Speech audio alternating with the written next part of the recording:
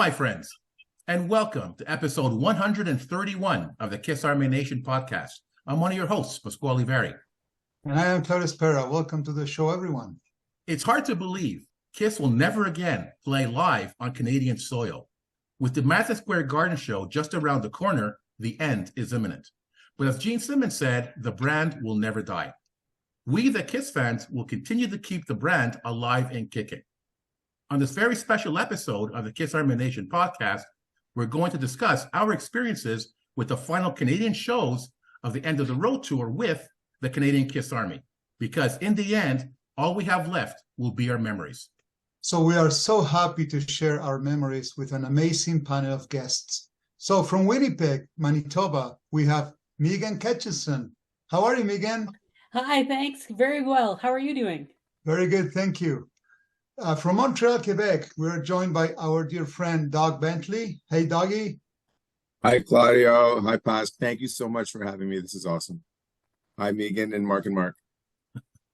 Also from Winnipeg, Manitoba, welcome, Mark Sawatsky. How are you, Mark?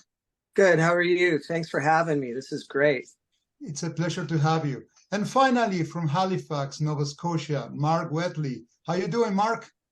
Wonderful, thank you. And like the rest of the guests, I appreciate being here very much so.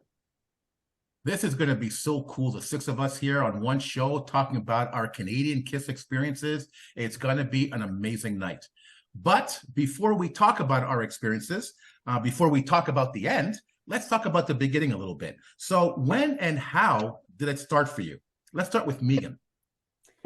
Well, back in 1975, I was probably just coming up to 7 years old. My dad had the best stereo on the block, and so all the babysitters would come and bring their records.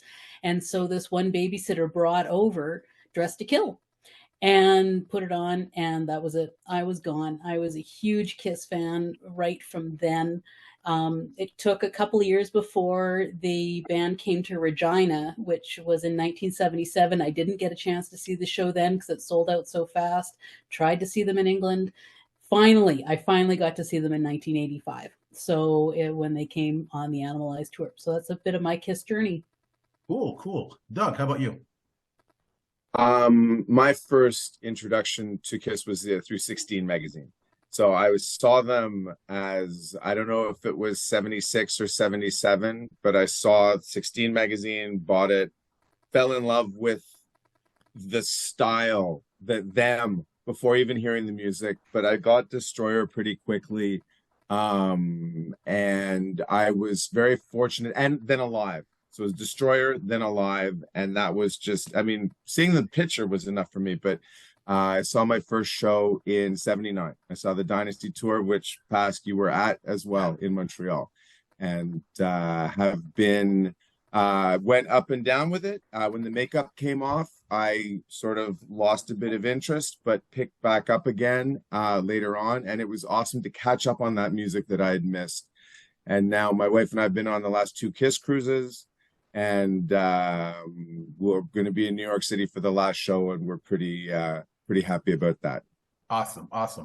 Mark S. Christmas 1977. My older sister got it was a pretty important Christmas because I got my first drum set, and my older sister got Kiss Alive too. So pretty much from there, fast forward to the drum solo in God of Thunder, and I was hooked, setting up this consumers distributing drum kit next to the stereo and trying to play along with it. And ever since then, it's pretty much been a love relationship. There was like others have mentioned, when the makeup came off, or slightly prior to the makeup coming off, interest sort of waned. Of course, Mom was worried of a 7-year-old kid running around the house blaring out, put your hand in my pocket and grab onto my rocket. Meanwhile, I had no idea what it meant. So she was a little concerned. So the Kiss posters had to come down and whatnot, and which then led me to other forms of music. But then it was great, like reintroducing myself with them in '84 and around the Animalize era. But unfortunately, they came to Winnipeg, and I didn't go see them because that sort of we crossed paths and it didn't meet up. So my first show was in '88 for Crazy Nights, and ever since then, whenever they come to Winnipeg or close to it, I always try and follow them. Yeah. Very cool. Mark W. Not unlike the rest of you, it was early 70s or mid 70s, sorry. I was just approaching my 8th birthday. And the weird thing is that it wasn't Kiss. There was a guy across the street who said, "Hey, there's a band pretending to be Kiss tonight at the school. Do you want to go?" And I had no clue what Kiss was at the time, but I went and saw what would have been my first sort of lip sync show. And it was enough that I was like, what the hell was this? And so that was fast approaching my 8th birthday, where I opened my first Rock and Roll Over was my first record. I got the single for Detroit Rock City with Beth on the Other Side. I got a Rock and Roll Over yellow t-shirt, and I got my first poster, which I see behind Mark's head on his wall there at the same time, one of the Campus Craft posters.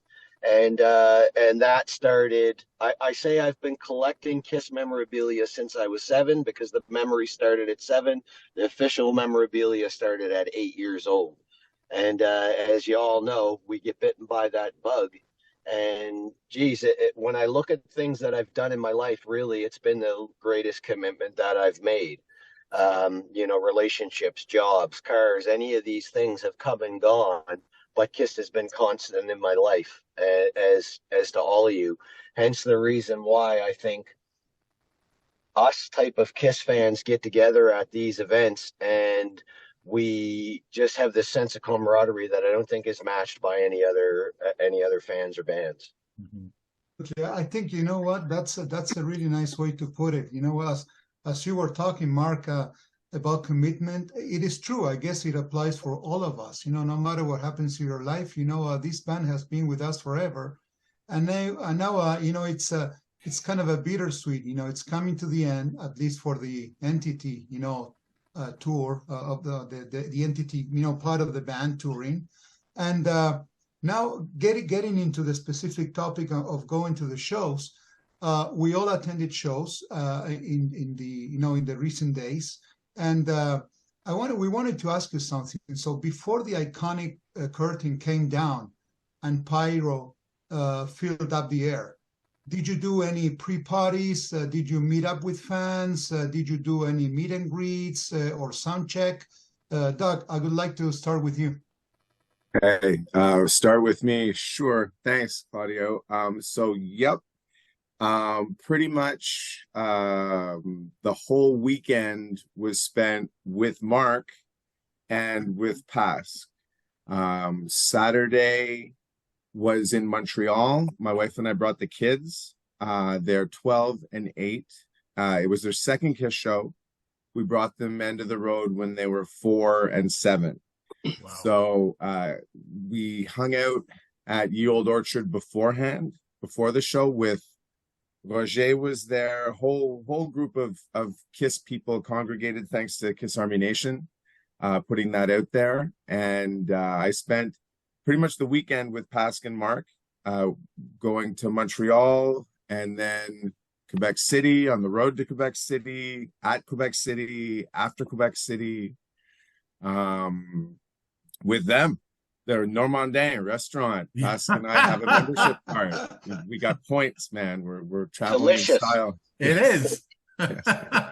And as far as my wife and I did sound check in Quebec City. We were fortunate enough to have that opportunity, and it was amazing. It was just like being on this, kind of like being back on the Sail Away show. It was the same vibe, and being there, and just the two of us were just dancing to the songs, and it was overwhelming because you're right there at the stage. Like, you could, Claudia, you were there with us in Quebec City at the sound check. You were Mr. VIP right up at the rail, but we were just underneath the pods, man, and being right there was crazy.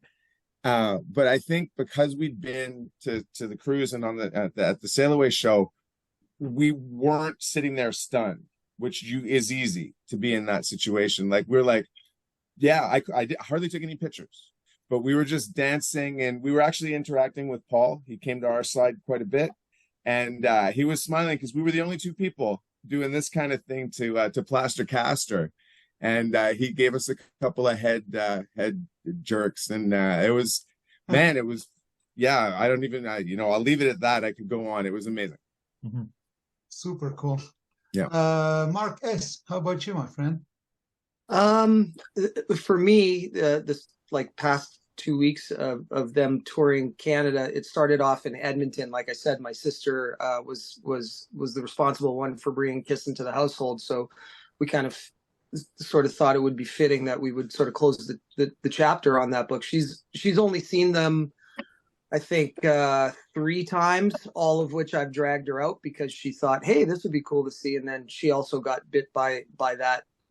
I would call it nostalgia bug or whatever, but she finally got to see her teenage idol. So it was in Edmonton. In terms of getting ready for the show, I ended up going full-blown Peter Criss era Love Gun with the costume, the boots, courtesy of Megan. So prior to the show, there was a lot of folks coming up to me asking me if they could snap pictures, very polite. So yeah, we kind of kidded around. Like I said that my older sister was my agent. They would have to pass it by her first. And my wife kept texting us saying, at least ask for $5 so you guys can buy a couple drinks at the show. So there was that. And then of course, just watching the show. And then in Winnipeg's a little bit more of a unique story. So I came back home. I was at work, and there was a particular student at the school that I teach who I'm aware of as a Kiss nut, I would say, for a kid who's in grade 12. Most younger kids don't gravitate towards that as readily these days. But this kid shows up with, it literally has a Kiss t-shirt for every day. Jean jacket is painted with the Kiss logo, patches, knows all the members, right? Past and present, not just the current or not just the original 4. And is really a super fan. Showed up to Halloween in their own Destroyer Ace costume, which Megan, you would actually have been impressed by the vest part. It was pretty wild what this kid did with dollar store. She told me it was dollar store material. Anyway, so I had asked her quite often, are you going to the show? And it was always, nah, tickets are really expensive, and I don't know if my folks would let me go and that kind of thing. So I was like, okay, all right. And I kept asking. And it got closer to the show, and I said, hey, ticket prices, they're starting to get a little bit more lax. Like, maybe you should check it out. And they were like, well, I asked for my birthday, so I don't know what's going to happen. And I said, well, would your folks let you go to the show if, in fact, you got tickets? And they had said, well, yeah, probably, which got me thinking, because there was a contest through a local radio station saying, send in your picture of you in your Kiss outfit, and you could win tickets to the show. So long story short, I did that. It took me all of 30 seconds. And I thought to myself, if I win these tickets, if the kid can't go or the parents won't let them go, then of course I'll just give them to a friend of mine. But it ended up that I did win a pair of tickets. And so then it was the franticness, because I had to get approval in the school that I teach. I had to get approval from admin to say, hey, yeah, you can give these tickets to the kid, or gift it to the kid. So that was the sort of at the 11th hour, because the day of the show, I got the thumbs up. So I went to school that day, and I found the student in the library, and me being sort of the wise guy that I am, I'm like, so are you going tonight? And the kid just kind of looked at the floor and was like, yeah, I know the concert's tonight. No, I'm not going. And I'm like, oh, okay. So, well, what are you going to do tonight then? The kid's like, probably nothing. I'll just be at home. And I said, well, you're going to Kiss. And you could just literally see the blood rush out from their face. They were just completely overwhelmed. And then, of course, the waterworks started. And after I had traded the tickets over and exchanged the tickets over to the student, staff was coming to me the next day saying, sarcastically going, thanks a lot, Sawatsky. Like, I couldn't even teach that kid that day because they were in total hysterics that they were going to see Kiss, So they took their mom. Their mom's not a Kiss fan. So the next day I was talking to the student. I said, so, how'd your folks enjoy it? And they said, well, I took my mom, and they fell asleep during like some of the parts, which I kind of found interesting, but oh well. But they had a great time, and they totally loved it. And I think for them, it was probably a real. When people ask me about the show, it's like, how was the Kiss concert? How was the Kiss concert? I typically always say I'm the wrong person to ask, because after you follow a band for that amount of time and you know all the intricacies of the show and stuff, you just go, you have fun. But to see it for the first time and not know you're going to see it, and then all of a sudden at the 11th hour somebody goes, you're going to a concert tonight. Wow. Like to get that kid's review, it would have been, it is way more of value than me going, yeah, they went out big, it was great. Of course I'm going to say that, but to listen to them talk about that concert was pretty thrilling. And then I did the sound check before, so that was cool. And Megan and I ran into a couple guys from Slash's band, and we hung up with them. And it was of course it was a good time. But in terms of like, I guess meeting at a set spot and sort of having Kiss themed stuff, that really didn't. I wasn't aware of it. I don't know if you were, Megan, but there wasn't anything going on there. So we just hung out before the show and talked all things Kiss. Of course, beautiful. Megan, how about you? Well, yes. So I didn't do quite as a magnanimous thing as Mark did, giving the tickets. I just had my own tickets. I got a sound check package. And so that was as a result of not having the Dubai package. That was the deal that I got. And there was actually a little bit of a snafu there with that. So I get nervous. I get very, freaked out about these things if they don't all seem to be lining up. I never got my email from them saying that, so I sent a message to some people that I know in the Kiss camp, and they said, just show up. I sent a note to McGee Entertainment saying, I haven't got my email, and they said, we've got you all right here. So I screenshotted everything. And so then I met up with Mark S. Sawatsky at the arena in Winnipeg. And that was sort of the extent of our Kiss gathering pre-party that we had. We stood in line with a bunch of people, which made it feel very much like the Kiss cruise, standing in line to do this, wait, go over here, stand in line to do that. And so that was a bit, like I say, that was nerve-wracking because I got up to the front of the line for the sound check and I wasn't on the list. But eventually I said, look, here's my screenshots, here's all of my information, and they let me through. But that was a bit unnerving. So I was relieved that we were actually able to get in. So we walked down and into the arena, and it was just, I saw the show in Grand Forks just before COVID. So I kind of had a sense, but when you walk down those stairs and it's just you and this lineup of people walking down into the bowl of the arena and the stage and those pods and the lights, I mean, it just takes your breath away. Even cynical old Kiss fans who've seen it all before, it was just amazing. And it was super cool. Again, Mark and I ran into Brent Fitz and Todd Kearns, who are old friends. They play in Slash's band and also played with Bruce Kulick's band on the Kiss cruises. So everybody should know them. They're awesome guys. They're good friends. Brent brought his 86-year-old dad.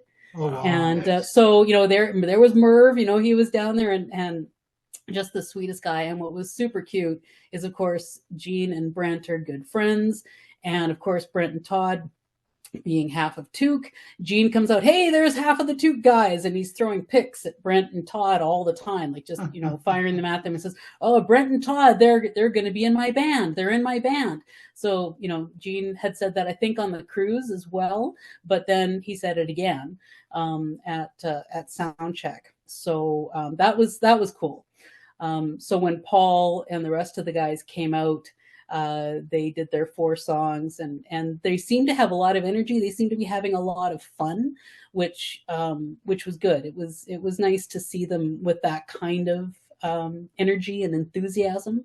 Yeah. So I was just I loved it, but it was weird. And Mark and I kind of talked about this a little bit because, again, as you've mentioned, it very similar to the Sail Away show, right? Just that kind of vibe. And so I just noticed that the people there were a little subdued. They didn't quite know what to do. I mean, and I'm standing there dancing and I'm getting all enthused, and I took a million pictures, but I'm a journalist. That's what I do. And so, you know, I noticed that not a lot of other people were getting quite as into it, but I think, you know, saying, come on guys, get up. And people started getting into it, but it was a good time. It was a good time. Awesome. Mark W. Well, I think it's interesting because this ended up the last concert ended up in Quebec City for us, as you know. I'm not going to New York City. I wasn't able to make that happen this time around. The last time around, I guess. So I was really looking forward to, you know, this group of 4 shows, which ended up being only 2. Mm-hmm. And the disappointment around the canceling wasn't as much around the fact that I wasn't going to see the Kiss show, but that the first night when they canceled in Ottawa, I had 2 first-time Kiss concert goers coming with me. And I was looking so forward to sitting between the 2 of them and going, wait for this, look over here, watch this. And, you know, kind of MC the show for them almost, if you will, because to Mark Swatsky's point, everybody that's on this panel right now, we know what to expect and what's coming. So there's other joys around it, and seeing the the people come to the shows and stuff like that. So to back up, I got a little bunny trailed there, but to back up and ask about the pre-parties and stuff like that, I was coming to these shows on my own. And that's not something that I usually do. I'm a pretty extroverted guy, but I also, you know, I don't like time on my own. But I didn't hesitate because I knew that the Kiss Army and the Kiss Navy was going to be there. And wherever I went, whatever show it was going to be, there was going to be somebody that I was going to recognize from these podcasts, from the multiple Kiss cruises that we've had the opportunity to go on, from the conventions in Jersey or wherever we've been, Atlanta, over the years. And it's just such a community that you can't go wrong. And it's funny. My very first Kiss concert was the Hot in the Shade tour, so I was late to the actual shows. I was 21. That was my first show. And then I caught them on the reunion tour. And the difference, I just want to give props to the city of Montreal. The difference between the vibe in the city at the time, like when we pulled into Montreal on that reunion tour, it was, for all intents and purposes, it appeared that the city of Montreal was engaged as it sounds like New York is going to be next week or 2 weeks from now. Okay. Because everywhere you look, there seemed to be Kiss parties and shirts and banners and whatever. And the next day, you wouldn't have known they were playing in Toronto. Like there was nothing. But city to city, over the 40 shows, out of all 41 shows, I've had to travel for all but 2 of them. Every single time have come home with a new connection or a new group of friends, and many of whom were at the event at the Old Orchard. It was great to see Roger Bernard. It was great to see just different people that showed up, and at the show. So sorry if I'm hogging the air here. No, it's fine. Great. And Pask, what about you, my friend? Well, for me, Kiss shows have always been about getting together with Kiss fans, So I always had it in my mind that I wanted to organize some kind of pre-party before the Montreal show.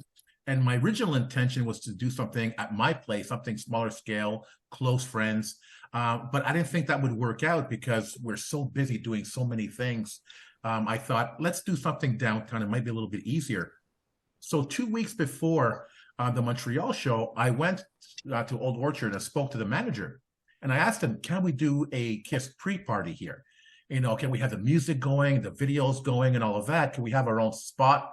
And he goes, well, listen, you know, this place is going to be packed anyway. And what we really want is people to come in, they eat, they drink, and out quickly, you know, so they have as many people as they can. Okay, no problem. So no pre-party.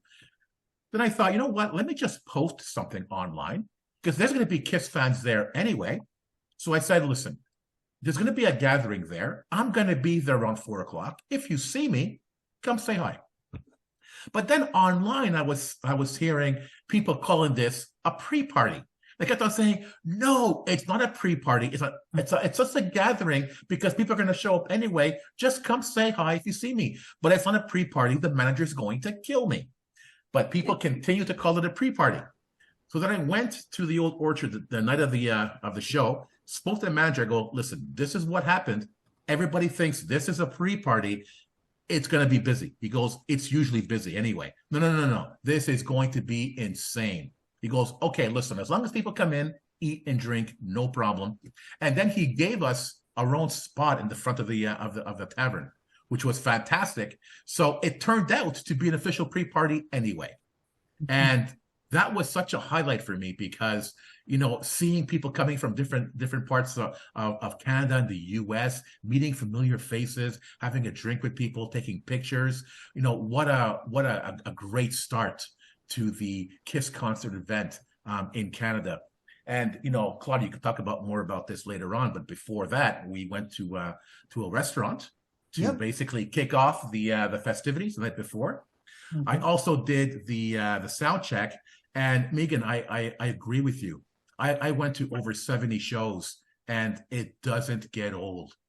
You know, seeing that stage completely lit up. We've never actually seen it like that. You know, no. It's completely lit up. Everything is on. You're the only people in the entire stadium. It's like this is all for you in a sense, you know.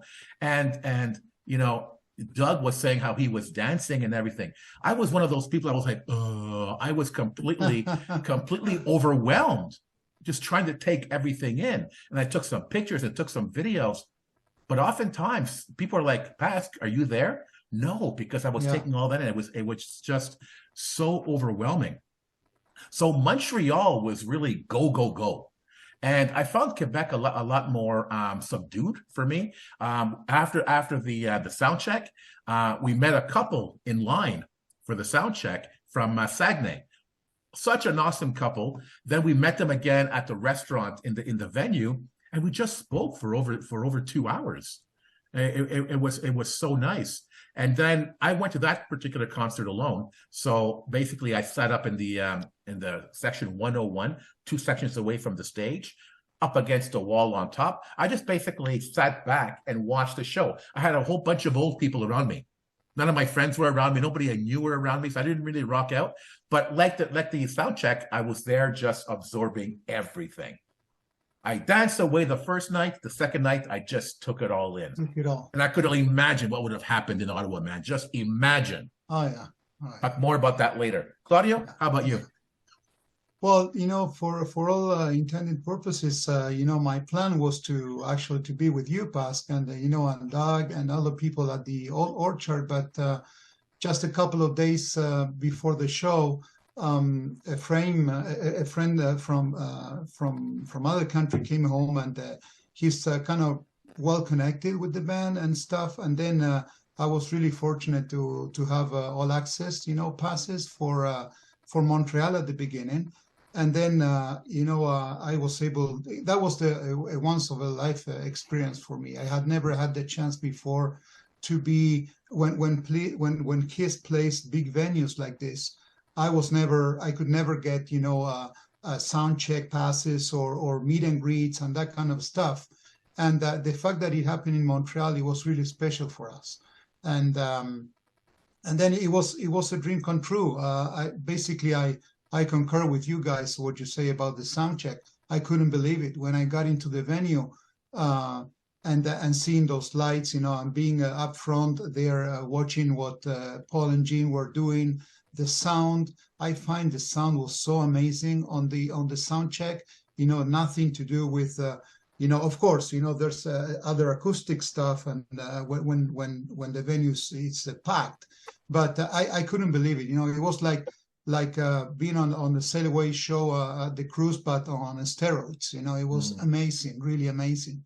And then, of course, having the chance to be backstage, that was also a dream come true for me. So the fact that it came right at the end of the career, and being able to experience that, behind the scenes, seeing what's happening before the big show, seeing, I don't know, Tommy walking by, or Eric and the crew, they were also, so nice to us, to people. And then again, I don't want to speak a lot about myself, but I was really fortunate to get the picture taken with the band. The second night in Quebec City, same thing, but what made it even more special is that I went with my daughter. And my daughter, she had seen the band many times, but the big shows, never been able to be with the band or backstage. And also, we did a sound check and all the stuff, and it was really special. It was really special. But I have to say, perfection doesn't exist. I could have really loved to be with you guys at Old Orchard, with Doug, with you, with Melanie, with the friends that I made up here in Canada, and sharing those special moments before the show. But that was a really cool moment, to have the chance. To me, the cherry on the pie, could have been to share that, and let me take the opportunity to say this live, past, to share that with you in Ottawa. Being able to have the sound check with you and have the all access and all of that. But we know what happened, so it got canceled, and that was really a bummer. But we will try to make it up in New York. So there you go. No, absolutely. And we went to Weinstein and Gavino's on the Friday before. Yeah. So that really set the stage for the rest of the weekend. Yeah. And Javier came from Kiss Army Spain, and that was hilarious because he met some Parisian guy who was coming to Montreal to see the Kiss show. Never met him before, and invites him for supper with us. We got this. It's like, who's this guy? Yeah. But hey, he's an international Kiss Army member. That's how it goes. That's it. Right. We're all the Kiss Army. We're all family. You just know Kiss right away. We have something in common, something to talk about. We're best of friends. Yeah. But Claudio, to reiterate what you were saying, Doug as my witness. I remember when I went to see you guys at the Bell Center when you were waiting in line for the sound check. And it's like I saw the excitement of people going into the sound check. It's like, I'm not going to the sound check. What the hell's the matter with me? And like that hurts. That really hurts. And when I went to the pub, I signed up and bought the sound check right away because I had to experience that. But sound check or not, VIP package or not. Like I was telling Doug, I really wish I was able to spend more time and share this with you. Yeah, same here. And I could, we're gonna make up for this in New York. Absolutely. Okay, so now back to the concert now. Before Kiss even comes on, the opening act, Crownlands. So I'm curious, what are your thoughts on the band and the music? We'll start with Mark S. first. For me, I really enjoyed them. I mean, I don't know, being a cynical musician for sure. It's kind of tough nowadays. You really try and find something that's original. I like how those guys wear their influences on their sleeve. I thought they sounded great. I didn't get a chance to really see them all that much in Edmonton, but I did take in their show in Winnipeg, and I thought they were a solid band. I would like to see them. I know Megan's husband introduced me to them and has followed them whenever they come to Winnipeg. I'd like to see them in a smaller venue. I think that would be like in one of our 300, 400 capacity clubs. I think that would be cool to see them in that setting as well. But nowadays it's and I don't know if anyone else seems to think the same way, but nowadays it's really tough to find like true rock bands. I find just in music, like bands that are and that are going to be around for 10 years, 20 years. They might get one chance, one record, if that even exists anymore, and then they kind of end up doing something else. But obviously the Rush influence was really cool. It was nice to see a band before Kiss instead of, and no offense, but instead of a painter, that still brings to me the idea of a rock show, right? Like when I go to see a concert, I want to take in that vibe and that atmosphere of I'm going to a rock concert and not like a family entertainment event, even though Kiss is now family entertainment, which is totally fine. But it just, you don't want to feel like it's a rock show, and have that electricity and that vibe. And you want to get pumped up from a band before instead of watching somebody paint. I mean, no disrespect, but that's how I feel. Right. Okay. Mark W. So I'm a kind of guy who likes to be entertained by music rather than impressed. They're very impressive musicians, and they obviously are following that sort of Rush recipe, if you will. And they're very good at what they do. Is it something that I would go out on my own to see or seek out afterwards? Not necessarily.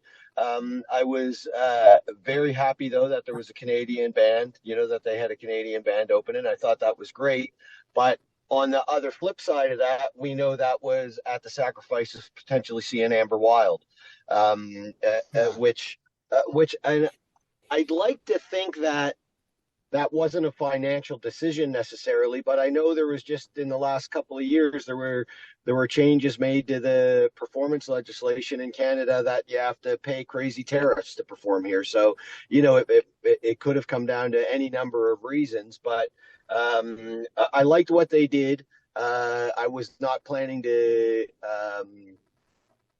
see them again in Ottawa and Toronto. I was going to sort of do more of the camaraderie things with the Kiss fans prior to.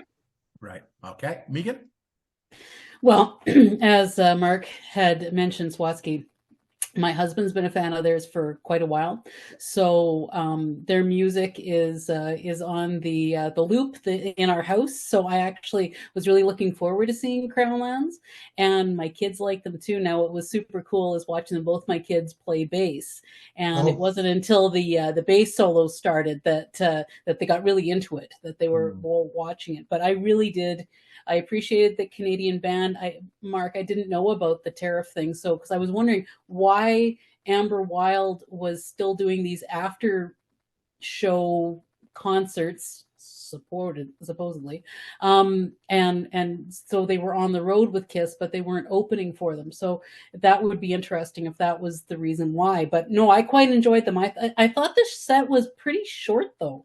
It's like 30 minutes. Yeah, it wasn't long at all. So, and they were doing most of their acoustic or their, the non-vocal stuff. And I know when Dave's seen them at the smaller venues, is that they fill that stage for two people. Really, incredible musicians. They fill the stage and they fill the air with their music. So I was really impressed. I like them. I'd love to see them again. My husband's seen them. And he actually wore a Crownlands t-shirt to the concert. So, so that was his thing. But, I wouldn't have minded seeing Amber Wild, but, and I was hoping to see Amber Wild after, but, that was a bit of a mess too. So, Doug, how about you? I can agree completely. I was looking forward to Amber Wild just to see Paul's son do the show. I look, I'm a musician as well, and I enjoyed Crownlands for what they were doing. I thought what they were doing was really quite extraordinary. I loved that the guy was running the keyboard on his feet, like he had the pedals to play keyboard with his feet, and he was running loops, and the way they were making it huge. The time signatures, like you guys are drummers, like there was nothing in 4/4. The whole thing was just odd time signatures everywhere, and I'm like, that's fascinating, that's really interesting. But it kind of, I was like, I enjoyed it, but it didn't move me. I thought it was really cool, like super cool, from a musician, from an analytical point of view, sitting there listening to the music, trying to figure out what they're doing, how they're doing it, was awesome. But to get into it, I wouldn't seek it out. If they came to Montreal, I wouldn't go see a show. But to see them before is much more enjoyable than the Painter. And I got to share it with my kids too, to tell them, like, look, the guy's got a bass on the bottom and a guitar up top, right? And we're pointing all this stuff out, and I'm like, look what he's doing with his feet. He's playing those low notes with his feet. And my kids are like, what are you talking about? I'm like, what's going on? So it was fascinating. They're very, very, very good. They're very good, but it didn't grab me and move me. But I thought they were very good, and I enjoyed them. And as you know, Pas, the couple that you met in line at VIP in Quebec City, we hung out with them. Yeah. When Crownlands played in Quebec City. So we didn't go in to see Crownlands. We spent time socializing with our new friends from the Saguenay-Lac-Saint-Jean. Yeah. Who were awesome. Yeah. And the other couple that were sitting right there, who we met on the site, and just talking to people at the venue, which was great. Yeah, that's the best. It was wonderful. Yeah. Yeah. Claudia? Well, I didn't have the chance to see the band both nights, Montreal and Quebec. Even though I could listen to their set, from backstage, I had listened to the band before, and I liked them. So that's why I wanted to see them live, but I didn't have the chance. Again, I guess you guys just said it all. So very really impressive, musicianship, kind of a Rush, big influence in there. But again, I'm with Mark W on this one. When it's an opening act, I like to be entertained, with all this great way of playing music and all of that. To me, I pretty much prefer to put on a record or listen to the music, at home. But when it's live, I'm expecting something more than impressive music, right? So, but I think I agree also with Marquez. It's much better than seeing a Painter or something. If it's all about music, it's way better. But I couldn't say much. It sounded great from the back. But maybe if I have the chance to see them again, I'll give it a try. Yeah. Pasco, what about you? When Crownlands was announced, I looked them up on Spotify. I listened to some songs, and I really didn't like it. Sorry, I'm not a big Rush fan, and it's a huge Rush influence there. It sounds so much like them. It's so technical that it's for me that it's not fun. Let loose. And no, it's just so precise. Now, I definitely love the musicianship. I appreciate the musicianship, of course. But it's not entertaining to me. It's technical, And yes, it's a half-hour set, but in that half hour, if the band rocks, it could really move you. When we saw Thunder Mother open for the Scorpions, I bought their albums right after their show. They were just incredible, and it really got us started for Scorpions. This band, no, I'm sorry, it didn't do it. I didn't feel like getting on my feet and rocking out with these guys. Again, I appreciate the musicianship. Didn't move me at all. Sorry. There you go. So let's move on. And Megan, I'll start with you. So what about your concert experience? So you've seen Kiss so many times, including all of the cruises and all of that. So what do you think about the set list, the stage production, the highs and lows? So what did you like? If there's something that you didn't like, we'll start with you. Well, I love that stage. Out of all the Kiss stages I've seen, I've got to say, I love it. I love those pods. They actually have a bit of a life of their own. I know the monster stage was kind of fun too because it looked like a giant spider, but really this is the second time that I've seen it with the pods, and I think it's a different stage than even what we saw back in 2020. But I mean, it was spectacular. I just love how it just, even the stage itself has its own personality. And I know in the past they talked about the Kiss sign having its own personality in past shows, but that's what I felt that the stage really did. I mean, the set list, it is what you're going to expect. It's not changing much. I was happy to see Making Love in there. That's a great song. Personally, though, I would have rather have seen, if they were wanting to do something with Rock and Roll Over, I would have rather seen Mr. Speed or Take Me, something like that. I know I Want You is not in the cards anymore with Paul's voice, unfortunately, but and so, you know, I knew what to expect. I always love surprises. That was part of the reason why I always like going to the cruises anyway, is because I wanted those surprises. So, you know, I thought that they sounded great. I thought they were doing, you know, like everything on there. I did notice Gene sort of wander back and forth backstage, and I've heard some commentary online that, you know, in Quebec City and Montreal, that he was taking some rests, and we were on Gene's side, and I kind of noticed that as well, that Gene was kind of going to the back a fair number of times. But I thought Paul sounded great, or the tracks sounded great, whatever you want to make of that, whether it's supporting or whether it's all there. It seemed to be working. So the one thing that disappointed me about it was, and again, having seen the set many times, during Do You Love Me, they would have that video montage in the back, and we've seen that on the cruise, and we saw that in the earlier concerts of the End of the Road, is that those earlier ones had video footage going all the way through their career. So you had little tributes to Eric Carr, and you had, you know, some of the 80s video and all that kind of stuff through there. And I noticed that wasn't there. I was waiting for it, and it just seemed to go to the Cadillac, and then that was it. So that was one thing that I noticed. I was a bit disappointed with that. But honestly, I mean, it was an amazing show. You were just, you know, from start to finish. It was a Kiss show. There will be no other like it. And absolutely. So it was, you know, an assault on the senses in the very best way. And I loved every minute of it. Good, great.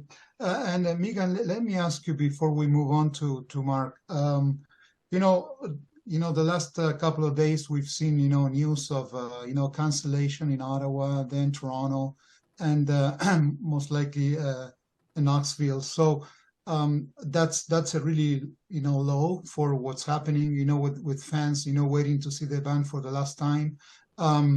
What's your take on it? So we all, you know, if it's health related, of course, you know, whether if it's for any of the members of the band, of the crew, we know we all suffer. So what's your take on this? What do you think it's going to happen, or what do you think it's happening now? Well, I mean, health is the most important thing.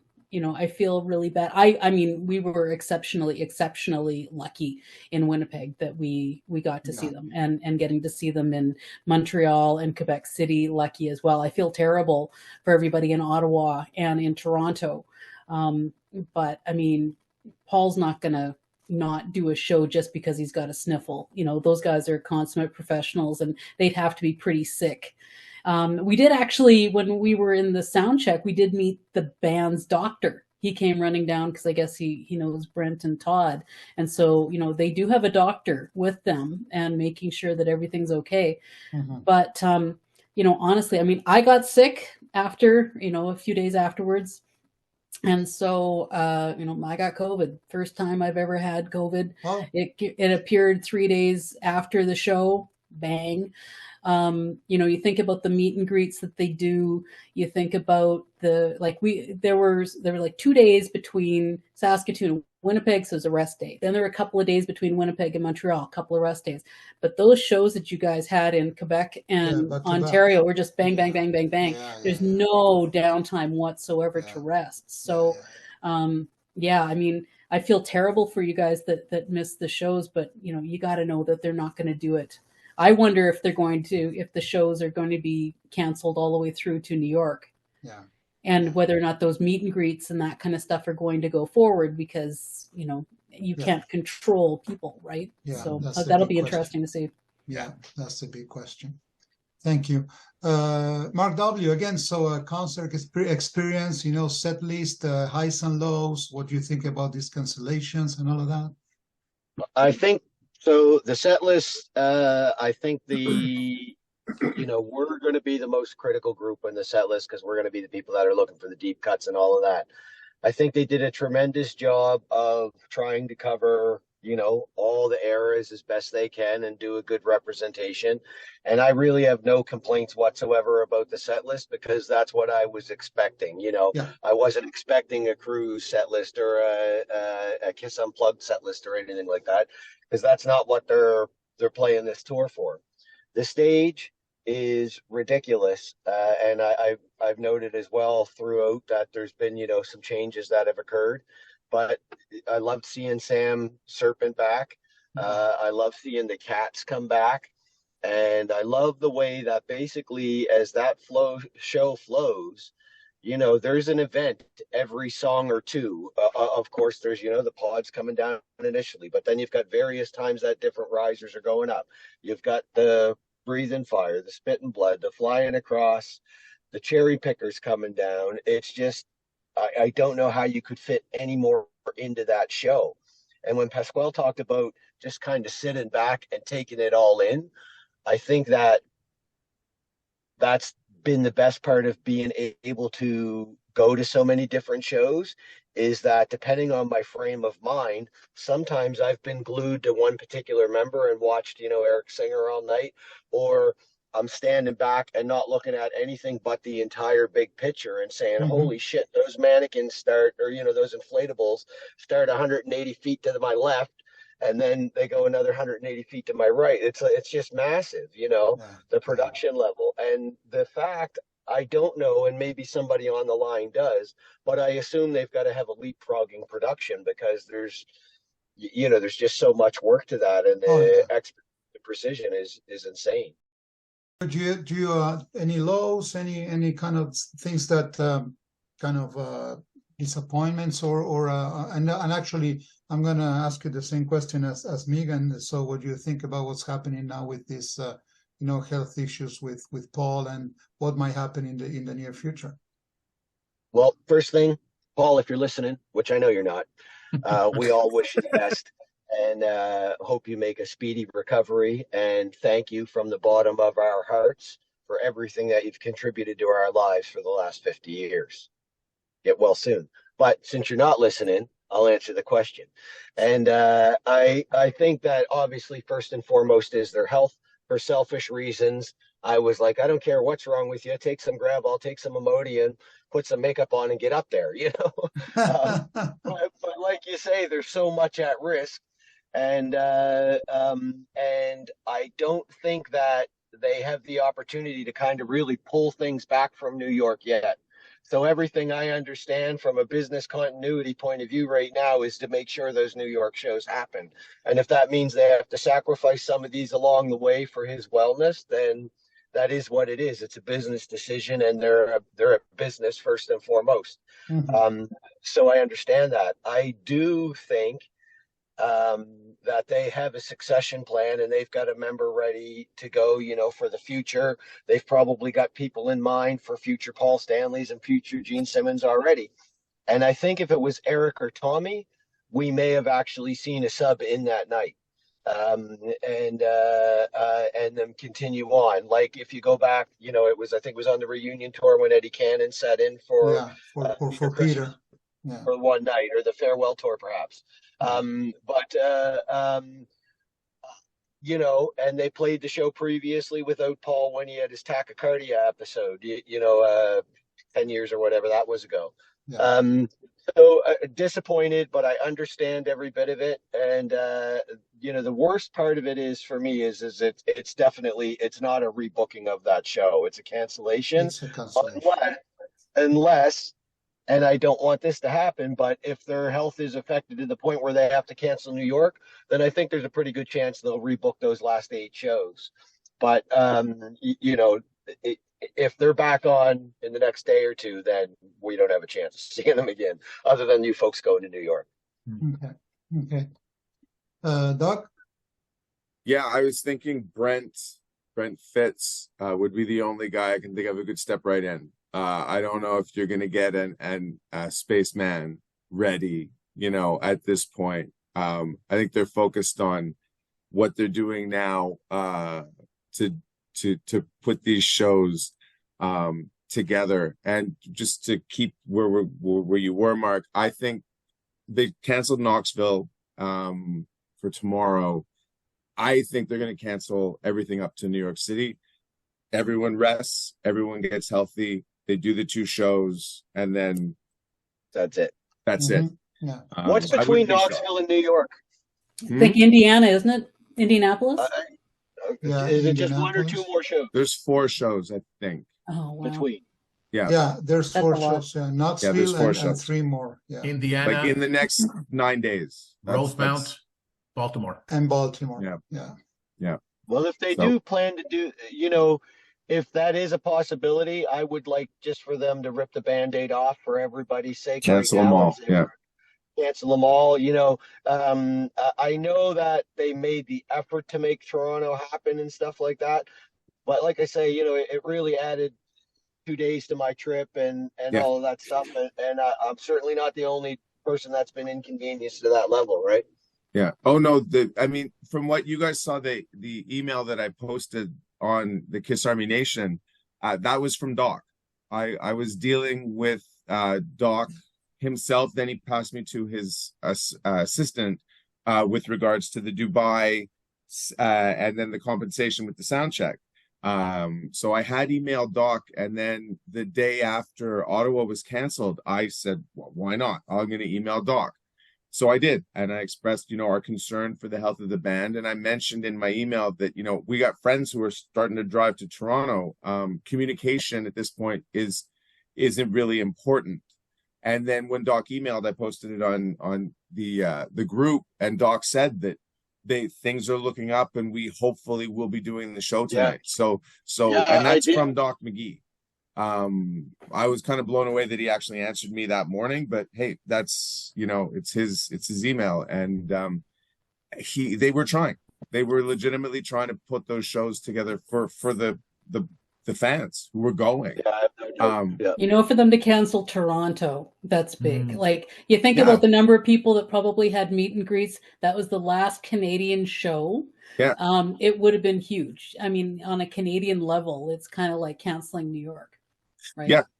And there are a lot of people coming internationally too. So I don't think they do that stuff lightly. No. So and on that note, I think that I wouldn't be surprised if they pulled the plug for the next week, because we leave for New York tomorrow. A week tomorrow, right? A week tomorrow is New York. So I wouldn't be surprised if they take a week off right now to let everybody rest and recover and do the shows in New York. Yeah. Yeah. So, Doug, on the Right. positive. How was your I'm really interested in getting to know how did you leave the show with Melanie, with the kids, in Montreal, and so what was your experience? Having It gone was, Claudia, it was great. Yeah, seeing it with our young kids was fantastic. They were sitting in the seats, and Melanie has a video of me and the 2 kids. We're all singing. We're all like sitting there singing. Nice. We had pretty good seats in the 200 level, but we were blocked by the stupid disco ball, which was unfortunate for our view of the stage. And where we sitting in 200s, if you stand up, the back of the seat of the person behind you is like in your shins. So there's serious vertigo. Like there's nothing to stop you from flopsing over into the next show. We were second row in the 200, so we spent that show sitting down, except for the last two tunes, except for you guys, the second to last song, I Was Made for Loving You. It was not Do You Love Me. They switched the set around. They did Do You Love Me from the second stage. Which was awesome. And we told when Pat and I were talking with Keith LaRue in line for the VIP, I told him, I said, what you guys did yesterday was amazing. And he said, we're trying something new. And the way they switched the set I Was Made was at the end, and they did the cherry pickers coming out for Do You Love Me with Eric and Gene singing in the middle of the arena with Paul and doing Do You Love Me, Paul in the second stage. And it was just like, I told Keith, like, dude, if you want feedback, it was amazing. And he looked at me and said, I'll tell them. I was just like, I swooned. Like I swooned. And then they did it in the set.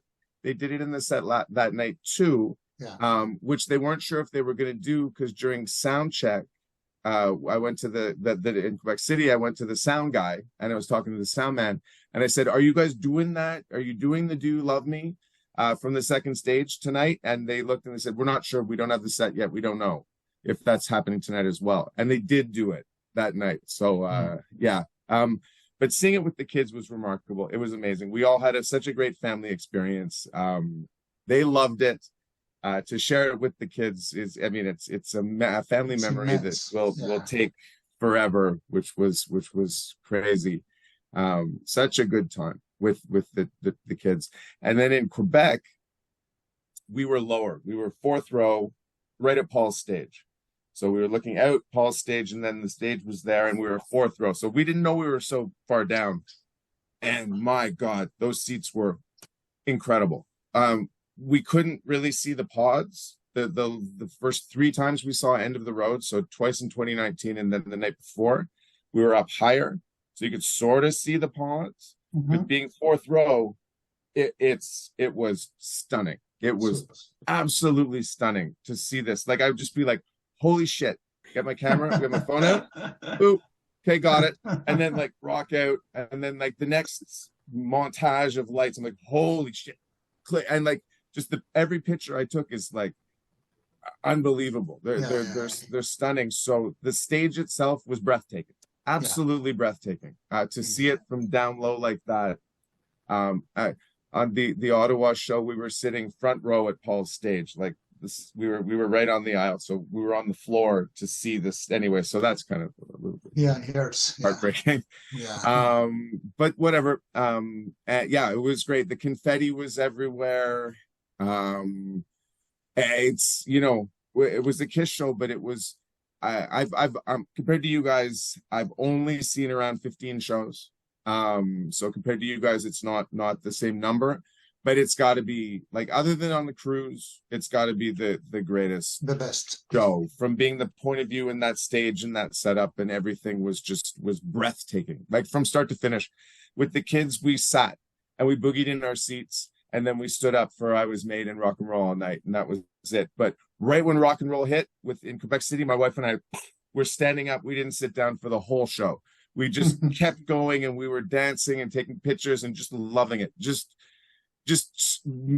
getting all the juice from that fruit, in that juicer. We were getting the pulp, and we were going through the rind, and then it's going into your skin. Like we were getting every moment of that. I filled a big Ziploc bag full of confetti. Like I stuffed it full of confetti to take home to make those dollar store Christmas balls that are empty. I put them in it, and I give to some friends, and nice. And it turns out that was the last show of Canada, and I'm glad that we did that and just enjoyed every moment. It was exhausting, but it was a great show. Awesome. Mark S., what was your experience like? The Edmonton show, I managed to sit in the 100 section, just maybe like one section away from the stage and about 5 rows up. So I got a little bit of a different perspective of the concert just because I could see more of the stage, which was cool. Like I caught some things, like when the Cats rose up, I think it was during Eric's solo. You could actually see more of the Sammy Serpent. You could catch more of all the lighting effects and whatnot. So that was a really cool experience. I always said, given the opportunity, and sometimes in Canada, as you guys would know, like it's not like you can drive from like Winnipeg to, let's say, even Saskatoon. That's the shortest distance, and you got 8 hours. So if you want to take in 5 shows, that's quite a distance you're traveling. And it's, for me, it's got to be during summer holidays for that to happen. So yeah, like I always typically get tickets close up. Of course, in Winnipeg, I was 4th row, so, or sorry, 5th row. So it was a different perspective, much closer, much more intimate. So there was a lot of stuff happening, and I was like, okay, now I'm going to see this happen from this end of the stage. But to be honest with you, I missed a lot of it because I was so focused on one member at one time that when these things were happening, you couldn't catch it out of the corner of your eye. But again, just a totally different and unique experience. Of course, the stage is the stage. It's huge. It's what KISS is. It's big. I mean, that's what they do. They don't do anything on a small scale. Even when they do smaller shows, they still pack as much as they possibly can onto whatever stage they can play on. So as far as that goes, I mean, the pods are unique. The change in staging from the first shows that I seen back in 2020 was interesting because they added some of those props, and that, I don't know how to describe it, but that whole line in front of the drum riser that sort of forms that triangle that looks like, like spikes or whatever. That was just cool to see that they didn't just go traveling with the same stage for the last X number of years, that they tried for these last 50 shows to even step it up one more notch. As a drummer geek, I'm just going to say I really would like to find out what happened with Eric's original kit that he took out, because all those toms were concert toms, and he changed them all back to double-headed toms. I mean, I know concert toms don't necessarily sound as great and whatnot, but in today's world with audio technology, you could probably make them sound fairly decent. So I would have liked to get the spin on that. Maybe he just couldn't get the sound on stage that he would have liked to with a double-headed drum. But I can answer to that, Mark. Sure. I was talking to Billy Baker, who, as you probably know, has made his drum kits for the last several tours. Yeah, He initially, with that concert tom set, it was a tip of the hat to Peter Criss from the old Love Gun kit. And that was the sort of the intention around the concert toms, and both the stick response and the tone he just wasn't a fan of. So after that first short run of the first leg, he had them just made into double-headed toms. And then I was kind of disappointed to see that mirror kit go altogether, and he seems to be moving towards more vintage kits. But what's interesting is I've been after Pearl drums. Like every 6 months, I bug them and say, when are you going to come out with a green set of Crystal Beats? Because I've wanted to have a green set of drums just as a tip of the hat to Peter Criss for years. And so you may or may not know, but they've just recently come out with them. So I ordered a kit. Yeah, I ordered a kit just before I actually came on these shows.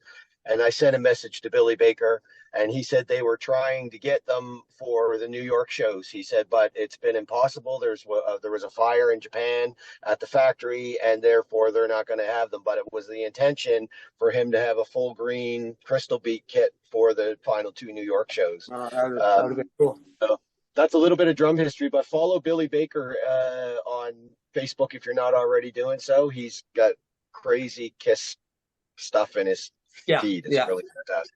Yeah, for sure.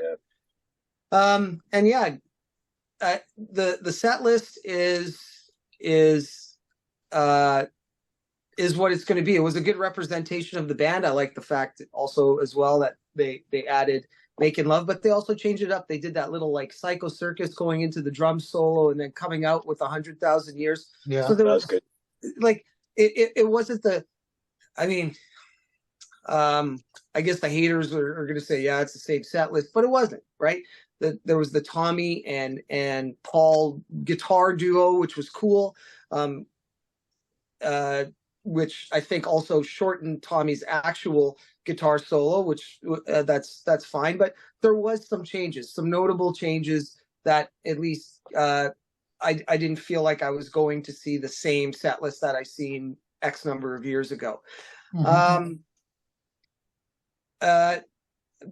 Like high points, I mean, I'm just glad that I got to see it one last time. I'm glad that they came to Winnipeg because they to do the western provinces in Canada, especially the prairie provinces, it's very, very hit and miss on their tours. And I don't know, possibly Megan can speak for this as well, but we just kind of thought that they weren't going to come here. So when Canada, at least those provinces ended up being in the very last 15 shows of the band's career, it's kind of like how they started out, right? Exactly. Yeah. So that was kind of, whether it was intentional or not, that was a cool tip of the hat to where it all started. Lowest point for me, I would say, is was the guy standing in front of me because he was taller than me, so I had to constantly do this. Welcome to my world. Like, but that's the chance you take, and it is what it is, and as long as everybody was having fun, I think that's the main point. And I think also too, looking around, like I saw this one little kid, she was on her dad's shoulders. She didn't even have any earplugs in. I mean, I felt bad because I'm like, holy cow, I've got earplugs in. But she had her little cat ears on and Peter Chris, or sorry, Catman makeup. I don't know even what's the politically correct thing to say these days. But her T-shirt that she had on was the vintage iron-on from the Love Gun photo shoot with like that weird sort of hologram background. I don't know Mylar. The Mylar background. Yeah. And it was on a blue T-shirt, and the kid was sitting like 4 or 5 seats to my left, and I was like, I had that shirt on a blue T-shirt. Like, what are the chances? So it was, those kinds of things, and she was like in Did you get it right back? to the very end. Sorry? I had that in yellow. Did you get it back? Yeah, no, unfortunately I didn't. Hey kid, that's my shirt. Yeah. My mom sent that to the Salvation Army when I was 8 years old without my consent. Oh, So- that's interesting, Mark, that you mentioned the medley, because I didn't. There's one thing I wanted to comment about the set, because the set's the set. I love it, but I wanted to hear all of Psycho Circus. I wanted to hear all of 100,000 Years. The fact that they were cut short, especially Psycho Circus from Kiss Cruise 10, it was the Psycho Circus cruise, and the theme was that, and he came and they opened the shows with that, and it was just, it's such a it moves me, that song. And I saw the Psycho Circus tour, and then the way they cut it short, I was like, what are they doing? And then okay, the drum solo is super. I love Eric's drum solo, and they come into the "Do you feel it right?" out of 100,000 Years, and I'm like, well, where's my whole rest? Where's the What's the rest of the 5,000 song? years? Yeah, that I was they're like, missing? did they play 100,000 Years? Is that? Wait a second. Did Yeah, they start they it? could've- It's like 25,000 years. Not like they're shortchanging us there. And I would have loved I was, is the Consumers Distributing drum set that you got when you were a kid called Satin Steel?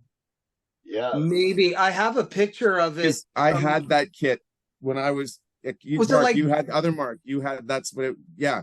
I used to I play did along- not, but I remember it. Yeah, I used to. I had that when I was a kid. I played along with Alive, the Peter's drum solo from that on this kit that I had to keep putting tape on because I ripped through Yes. the skin. It was Yeah. just masking tape. My drums were just freaking masking tape, and for Yeah. 100,000 years, like as like Yeah. an 8, 9-year-old. So like when they didn't play the whole thing, I was a little like, oh man, damn. You know, I love that tune. Sorry to interrupt, Yeah. but like that It- medley, I felt shortchanged. There, I felt shortchanged. It would be cool, you know, if they.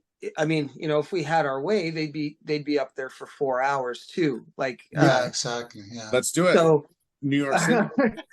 Yeah, and you know, which is sort of then getting into the whole situation of Paul falling ill. I mean, most, like you guys have all said, those guys don't cancel because somebody's got, you know, a hangnail.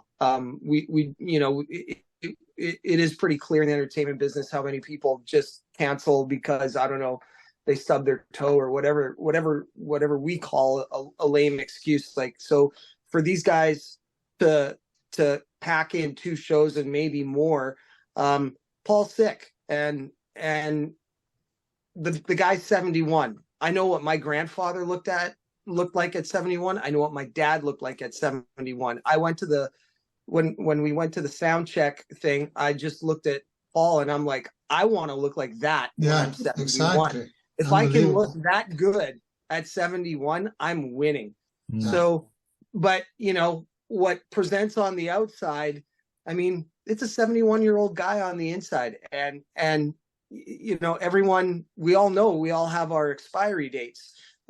So, you know, best of health to the guy, but you know, I think we still would like to at least have him around for a few more years, and or at least another 10, 15 years.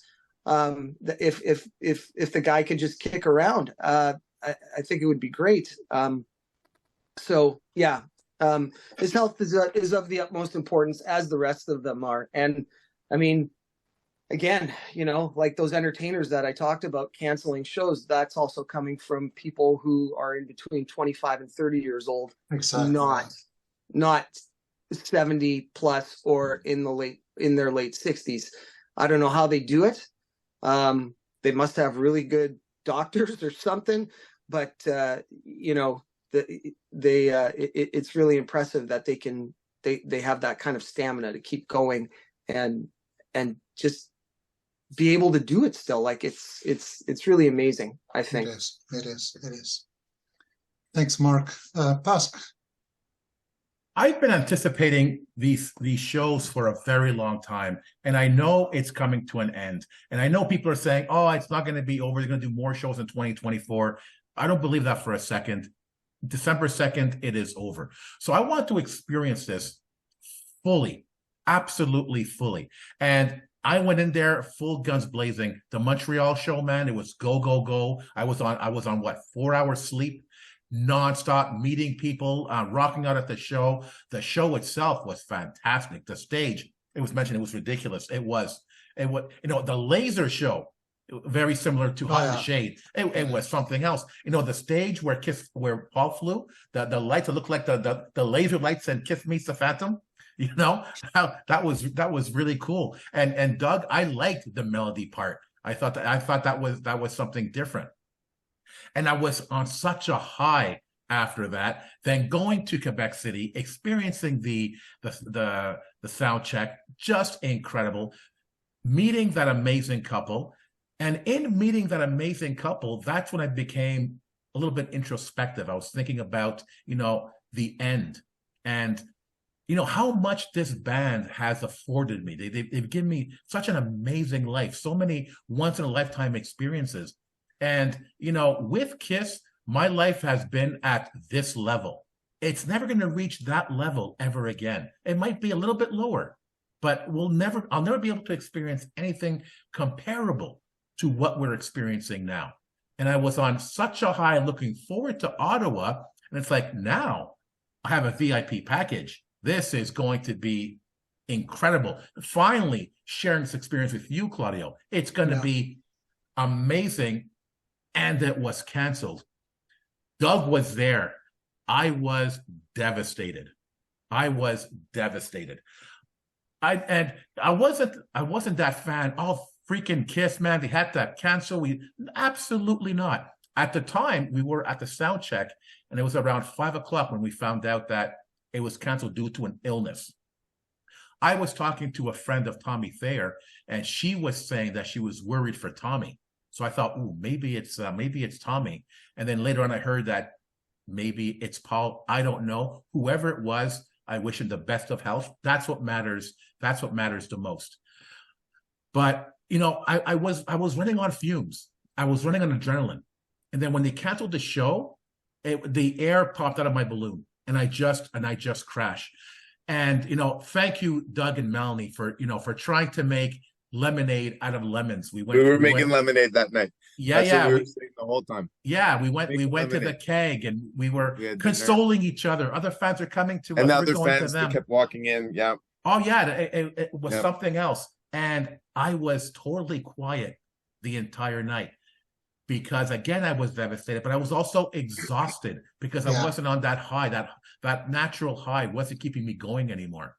And after supper, Doug, you want to go out and do something? I said, no, I'm going to go back to the hotel. And I went back to the hotel, man, and I fell asleep. I fell asleep. And that was one of the biggest lows in history that I've ever felt.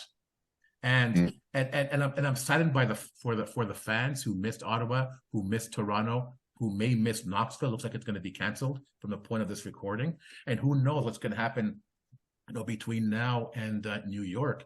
But if New York happens, Claudio, you could damn well bet we're going to experience that to the absolute fullest and make up for this, because it's going to be the last time. And I want this experience to stay with me for the rest of my life, because you know what? That's all I've got. It was strange. My girlfriend wanted to organize something on December 9th. We want to go to Plattsburgh and see Almost Queen, a Queen tribute. Amazing band, by the way. I didn't want to plan it. I didn't want to think we're doing something after December 2nd. How right? How weird is that? But also, after the show was canceled, they had us go to the merch booth to buy some stuff before we were let go. And there were a whole bunch of people at the door waiting to come in. No one told them it was canceled. Yeah. So I was screaming through the door, it's canceled, it's canceled. They didn't believe me. No, I said, I'm not kidding. It's canceled. There was a guy there that recognized me. He's a friend of a friend. And he wanted me to buy him some merch because he was waiting in line for over 2 hours in the cold so he could buy those bomber jackets. And he gave me his credit card. He gave me his PIN. But he gave me a long list of things to buy. I go, I'm not going to remember all that, number one. And number two, I had this freaking security guard screaming at me. Who do you think you are? You don't run this place. He can't be in here. I go, I asked permission if he could come in, only him, and buy his stuff. And if the answer is no, fine. But dude, chill out. There was a woman security guard that saw everything happen and felt really bad for this fan because she realized that he was out there for 2 hours. She took out a pen and paper, went out to see the fan, took down the laundry list of things that he wanted, came back to me, gave me the card and the list. I went to the merch booth and I bought him everything that he wanted. Oh, that guy nice. Blew close to $1,000. Okay. I went out there. I go, here you go. This is what Kiss fans do for each other.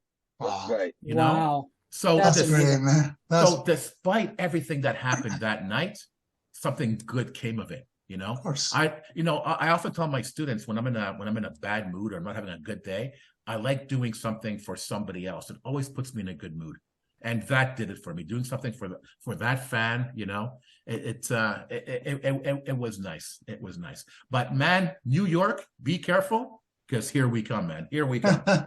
Here we come. Claudia, what about you? Well, it's pretty hard to follow up after what you said, right? So it's well, you know, you guys just said it all. So a killer show. I was also impressed, as Mark was saying about, you know, the lights and the new shape there under the drum set, and you know, the laser stuff.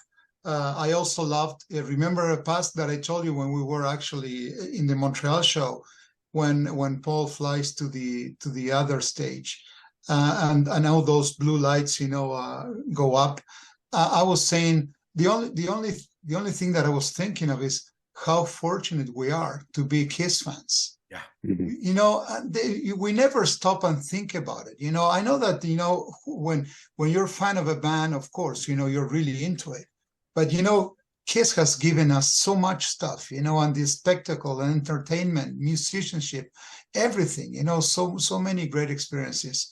After seeing many shows, you might think that nothing's going to surprise you. Well, let me tell you, that was a hell of a surprise for me, the Montreal show. Quebec City too. I love the fact that they played I Was Made for Loving You from the stage, from the front stage. I love that. And that was something really neat in the Quebec show when they kind of made that mistake at the end of Juice. That was kind of a really interesting thing that happened. So that was pretty neat.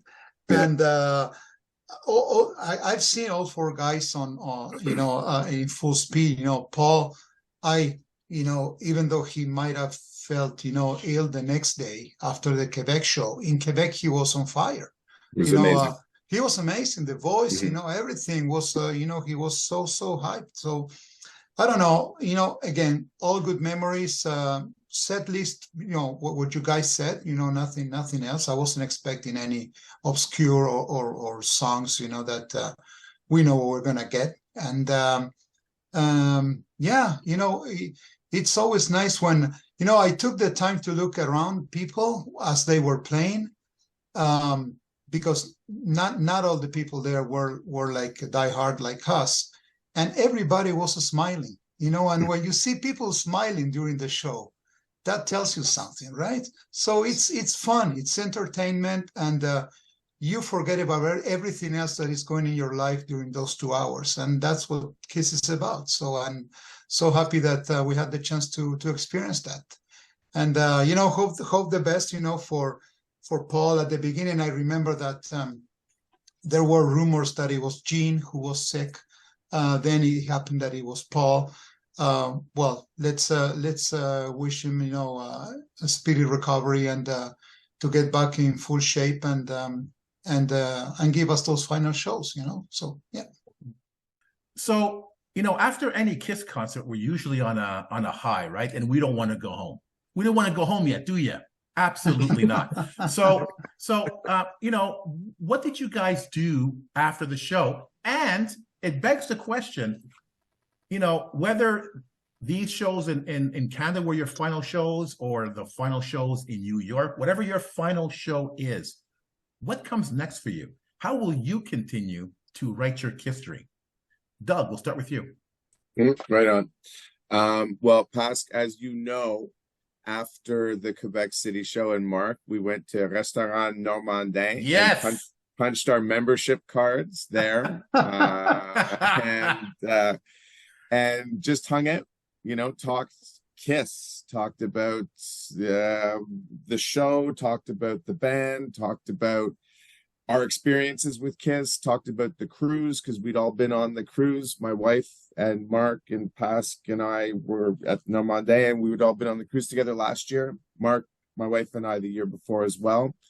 And yeah, just talked about Kiss, and it was great. It was a perfect way to end it. Really chill, nothing crazy, a bit of food. Yeah, that was it. And as far as what's coming up, in a week, New York. And that's a huge thing. Like the letdown of Ottawa, and Mark, I guess for you, the letdown of Ottawa and Toronto was, substantial. The Ottawa letdown, as it was for everybody. So we've sort of, now we're like, okay, 1 week to New York. So we're trying to put that, what the missed opportunity there. And I downloaded a subway map of New York today.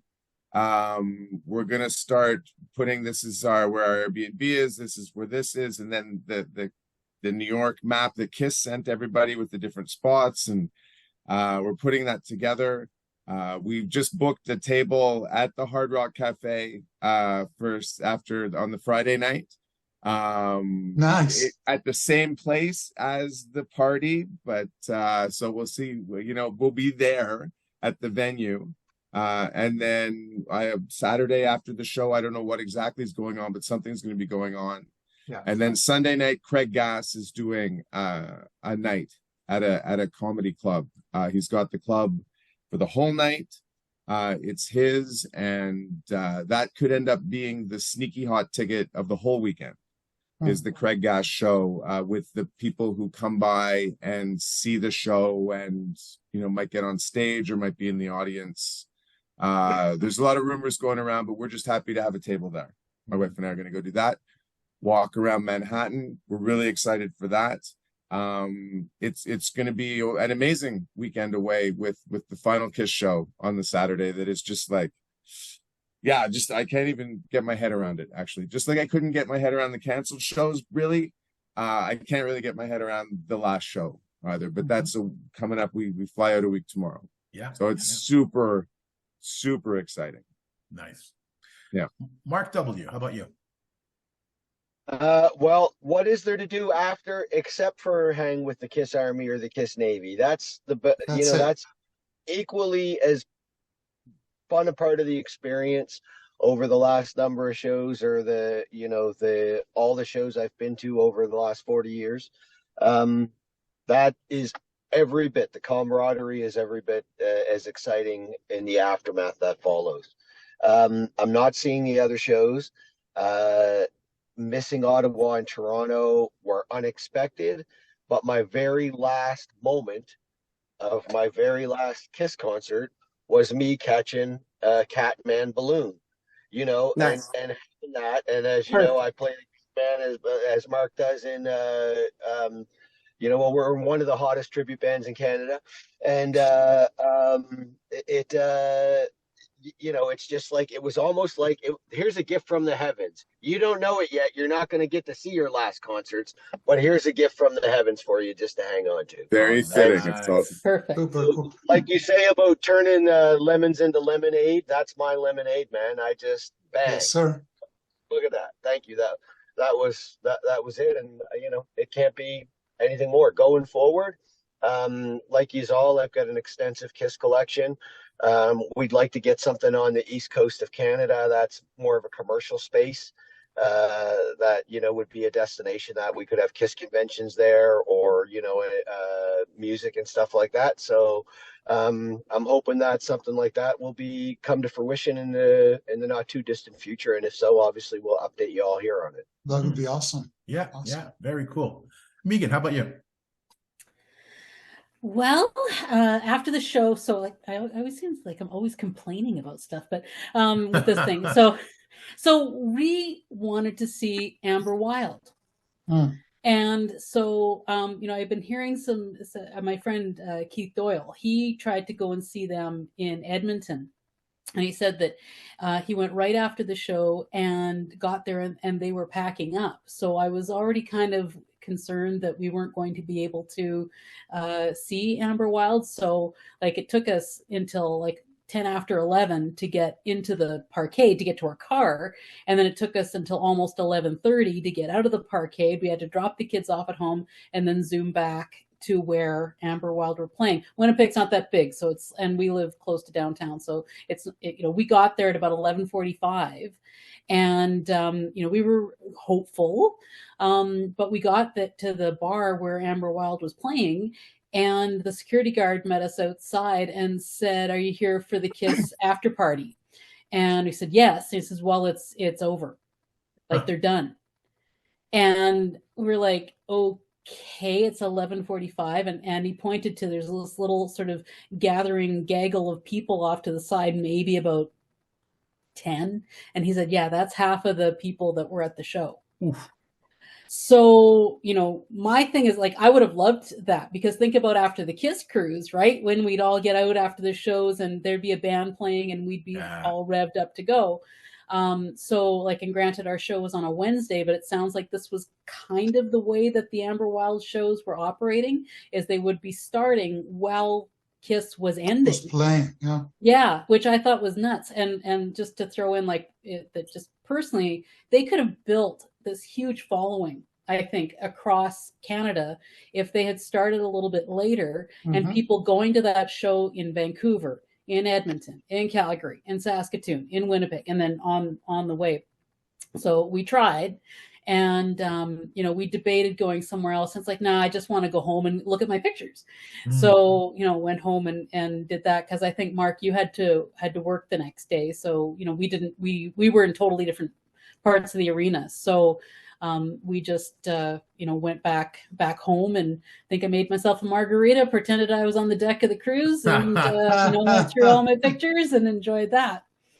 Did you drink it in a $17 cup? No, they were dollar store cups, so they were significantly cheaper than that. I'm afraid to put anything in those cups. But as far as what's next, like, Winnipeg's it. Winnipeg was it for me. I'm really, I can't even tell you how much I'm grateful and thankful that we got that last show in Winnipeg, because they, on this end of the road tour, that was going to be Toronto's third time.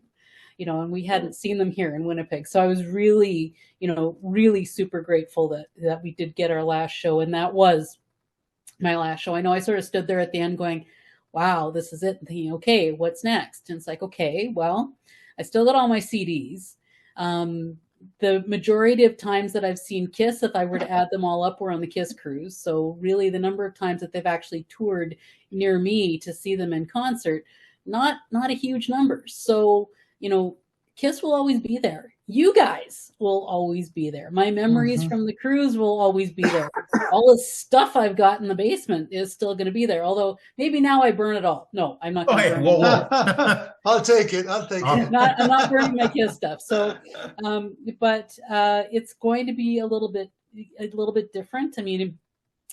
However, if they were kind of producing new material all the time, it'd be like, oh, that's too bad. It's the end of, getting new Kiss music. Well, we haven't had new Kiss music in an awfully long time. It would be nice to have some kind of a Kiss cruise in the future. I don't know. I think part of the appeal of the Kiss cruise is having international people. I can't see people coming from Australia and Europe and South America for, just the guys, and Soul Station and that kind of stuff. So, for me, it's going to continue on, keep on keeping on. They will always, we'll have our Christmas tradition with the kids watching Kiss Meets the Phantom, and all, go, wow, that's terrible. And then I'm very fortunate in that the Kiss cruise, I got to meet Mark Swatsky, and so we've become good friends, and so we get to hang out and Kiss geek out, and hopefully we'll still get to do that in the future. And I hope that there might be, I've heard some chatter about reunions of like Kiss cruisers, because we all are Kiss cruisers here. So it'd be, that was part of the appeal, is getting to see all the Kiss friends that we've made over the years. And so that's going to be tough, but I think fortunately with social media, I think we'll be able to keep in touch with each other. And but yeah, the music, no one's taken my CDs. My CDs are still there, my DVDs are still there. There's YouTube, and there's all my stuff. I can just sort of sit there and stare at and go, wow, what a ride it's been. Well said. Yeah. Mark S., how about you? After the show, like Megan said, my following day started with teaching a grade 7 band in first period. So, Mr. Sawatsky doesn't want to be out super late doing tequila shots when he's got to worry about his front row clarinet section squeaking. So yeah, that I just basically ended up going home. As far as what's next, what's gonna come next, much like everyone here said, there's always gonna be something. Like, I'm sitting here talking to you from my Kiss room, and there's always going to be vinyl to collect now. That's sort of where my passion lies right now, instead of the trinkets.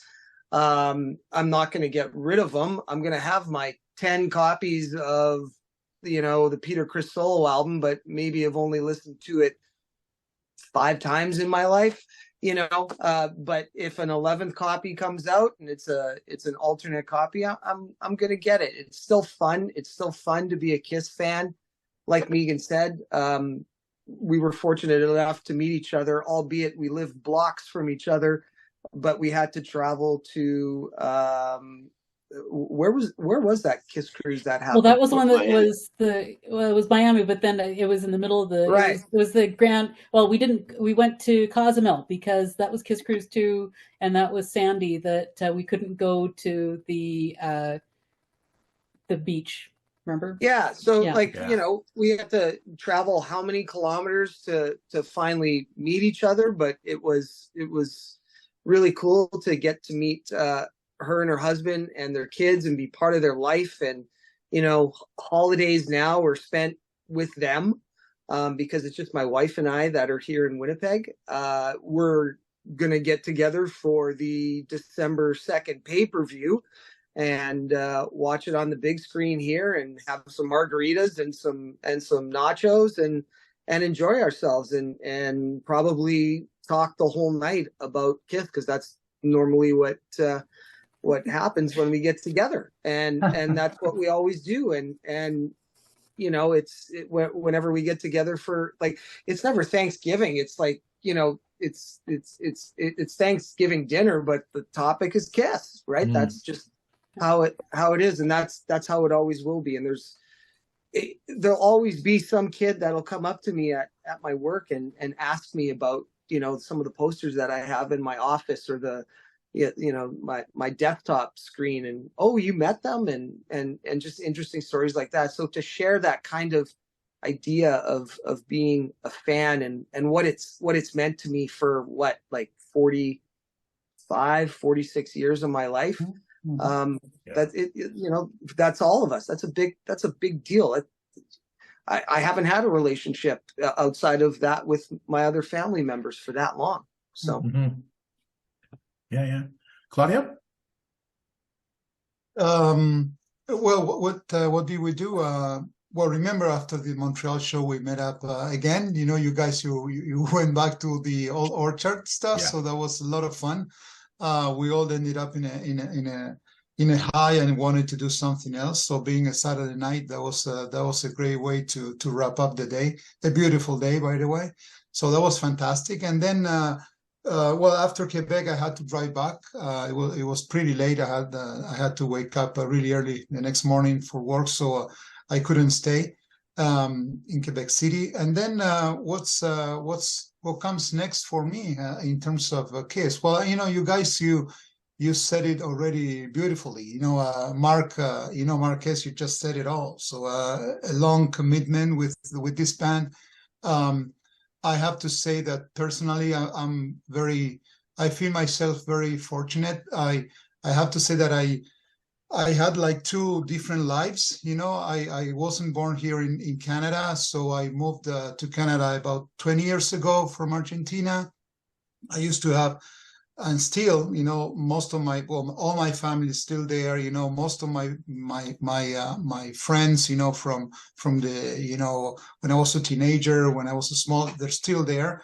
And the one thing that actually made me connect with people here in Canada, with such a beautiful country and beautiful people here, it was Kiss. So, you know, of course, we all go to work, we all do our stuff, you know, but what brings me joy, no matter where you live, and no matter which culture you're into, it's this band, right? So, and we experienced that in the show. So you met up with, in the cruise, you know, 33 countries, you know, and you connect right away. So you know, you don't need to break the ice. You just start chatting with people and you connect right away. So I have to say that I'm not gonna let that go, because that brings me happiness. And having, you know, making this show, this project with you, Pask, it's a blessing.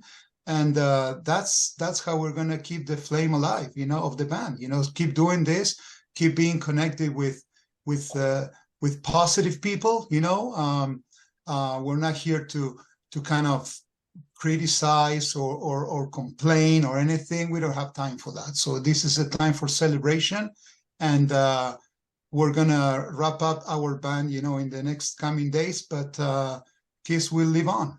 Kiss will live on. Very true. Very true. No, for me, the this past weekend was just insane. Very little sleep. After the Kiss concert on Saturday, like you said, we went to the Old Orchard, and after that, I offered Kevin Gangley to, if he want, because he's from Ontario, if he want to sleep over. He had the car at my place. He goes, no, I'll drive back. So we get back to my place. It's 1:30 in the morning. And he said, "Do you mind if I just hang around, just chill a little bit?" Yeah, no problem. An hour later, it's 2:30 in the morning. Okay, Kevin, make up your mind, come or go, because I am exhausted. I need some sleep. So poor guy ended up leaving at 2:30 in the morning. He didn't stay, but I woke up the next morning. It must have been after 3 or 4 hours sleep. Drove to Quebec City, met Doug and Melody at Normandin. And for the Americans who doesn't know Normandin, it's basically a Canadian version of Denny's. That's basically what it is. And after that show, we went back to Normandin for a late night snack. A different Normandin, though. Yes, definitely. And got back to the hotel at 2:30 in the morning. And Mark, I know what you're talking about because I'm a teacher as well. I was in Quebec City, 3 hours away from my job. I basically went to the hotel, slept 3 hours, drove straight to work, and bang! My first class. And that's, by the way, before I had to go to the dealership, drop off my car to get my new tires in, walk to school, and start my class. I was 3 hours sleep on fumes, man. Oh my God! But so I thank God. We were going on strike the next day, the Tuesday, Wednesday, Thursday. So the kids only had the Monday, and we have a pet day on the Friday. So a lot of them skipped school because they wanted the whole 9 days. Thank God for that, right? So the kids that were there, I go, guys, there is no way I'm doing anything. I am exhausted. So we just talked Kiss. Did we talk Kiss? They want, hey, the next generation. Yeah, exactly. And we banned cell phones in the classroom. Not that day, man. Take out your phones. I'll show you my Kiss room. I'll show you. We were watching the podcast in class, Claudio. It was awesome. Oh yeah. Showing them my collection, showing them my tattoo, and just talking Kiss. And I did that for 3 periods. And then on 3 hours sleep, left for Ottawa. It was just nonstop. And I could only imagine what New York is going to bring, with the after parties and the pre-parties. It's going to be insane. But in terms of how we're going to continue to write history, I hope for me it's that we maintain the connections with the Kiss fans. In one way or another, Kiss will always be around. The music is always going to be there. The merch is always going to be there. We're always going to get new merch. That is not going to stop. And Mark, like you, I've also started collecting vinyl.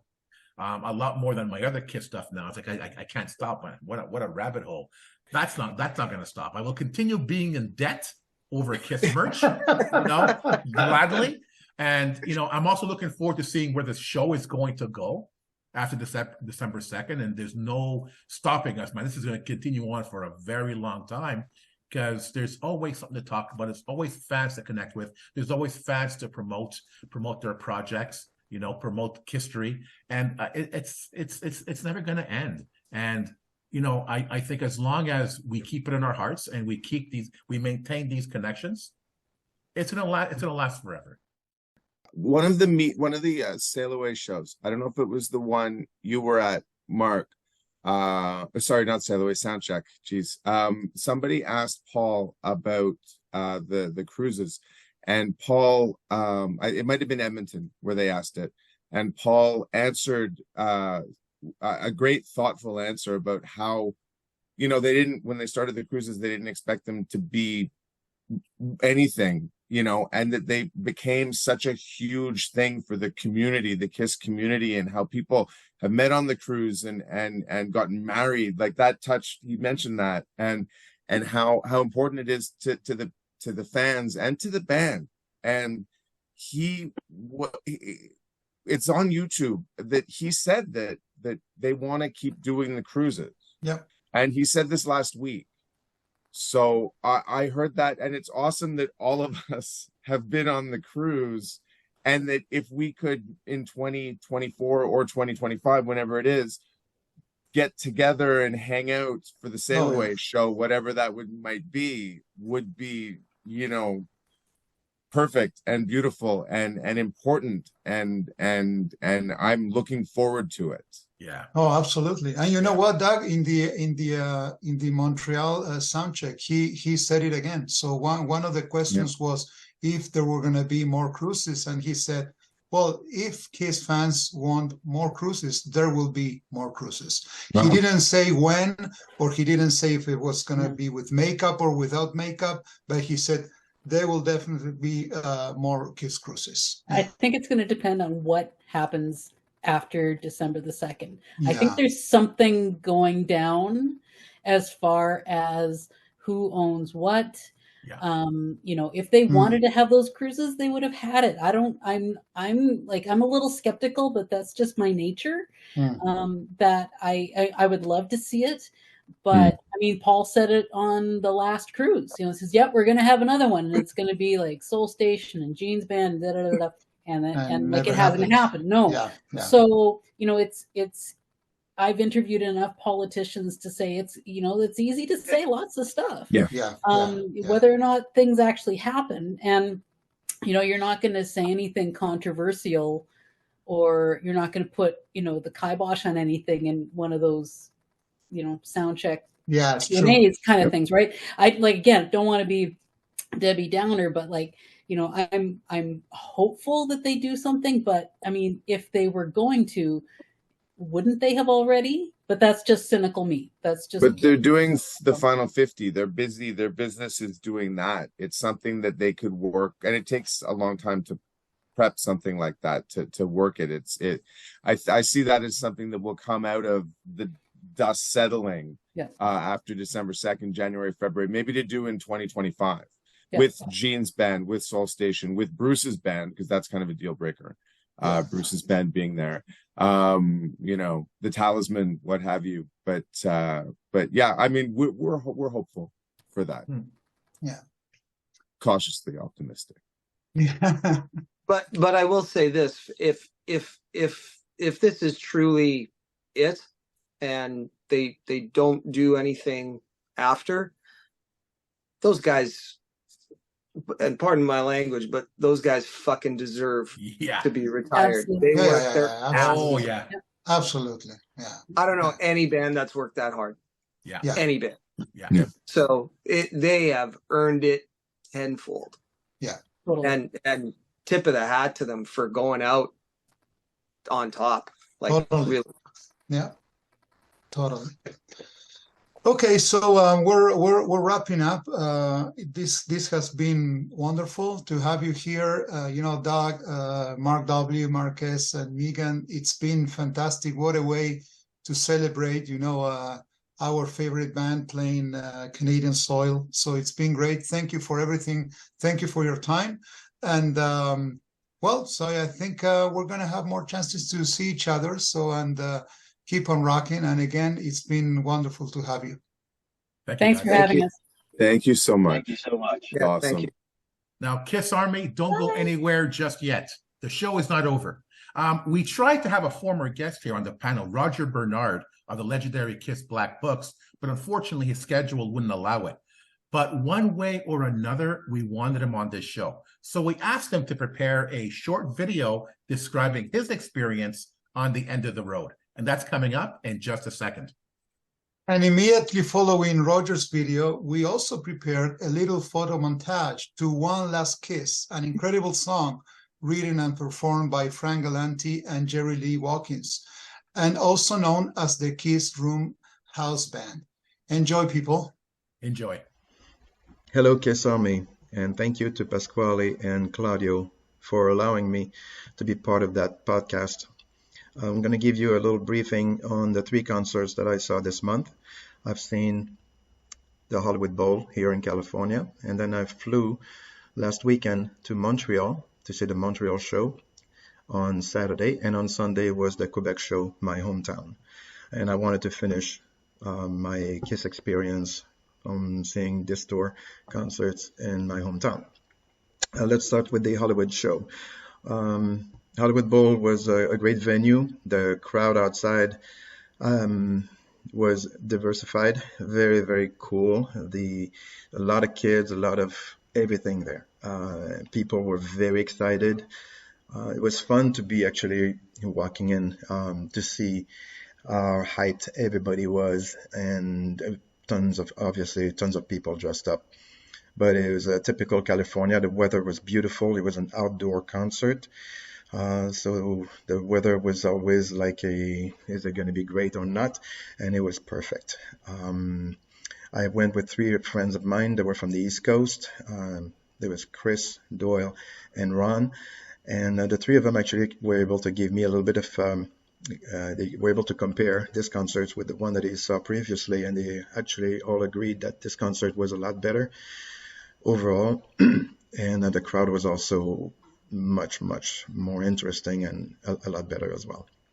So Evan Stanley obviously opened. We were all very pleased with that. Typical, I mean, he's the son of Paul Stanley, and it really shows. He's taking care of the entire stage. He's the one talking. He's moving a lot. Lots of move that you can see. It's been inspired by his dad. And overall, very happy with that. The Kiss concert itself, the stage, first of all, we were located about halfway. If you take the stage and you take the very last seat at the end, we were dead center in the middle, and which is great because you don't want to be too close. I mean, yes, you always want to have a first row tickets, but at the Hollywood Bowl, if you're a little further back, it's better because you get the whole ensemble of the entire dome for that stage with the hills behind. It's really, really great view. So the fact that there were less pods on that stage, it's okay because it makes up for actually when they have the fireworks, the pyro, it's wide open, so they can light up the entire sky. It was like Disneyland. It was really amazing to watch. Happy with that concert, fantastic, and that's for the Hollywood one. I'm gonna go to the one in Montreal. Montreal, very dear to me. I've seen Kiss for the first time there in 1977, and then I saw Dynasty in 1979. So I'm very familiar with how the crowd react to them. And needless to say, my tickets on this one was different from what I had, obviously, because I had the chance of meeting somebody I know, and he had a lodge, which is a private suite on top, on the side near that stage. So the view was perfect. And it was quite different from the Hollywood Bowl as far as looking at the entire stage. It was it was fun because you could see the entire crowd as well. You saw the reaction of the crowd entirely, and you saw the stage at the same time. And oh my God, when Paul was asking people to, scream or do something, the reaction was priceless. It was like that crowd was hungry. And when a crowd is hungry, it feeds the band, and the band was performing a lot better. And I have nothing negative to say about the show performance, except that it was so electrified. It was so amazing. And only good things to say about this band. And to the point that I said, man, I don't know how it's going to be in Quebec. I don't think the crowd's going to be able to rival that. So to me, the Montreal concert was the best one for me. Now, after that, the day after, I had to be at the concert quite early. Now, the Quebec concert was special for me. It's my last one, obviously. The crowd, my ticket on this one was on the third row. So great tickets, excited about it. And then I saw the concert from a different angle, took a lot of pictures. And my God, the confettis at the end during Rock and Roll All Night, and that's what I wanted to be. I wanted to be in there. I wanted to end my journey with Kiss with that. Why that concert was so special to me also is that I have a friend that was able to get me to work during the day to set up the entire stage.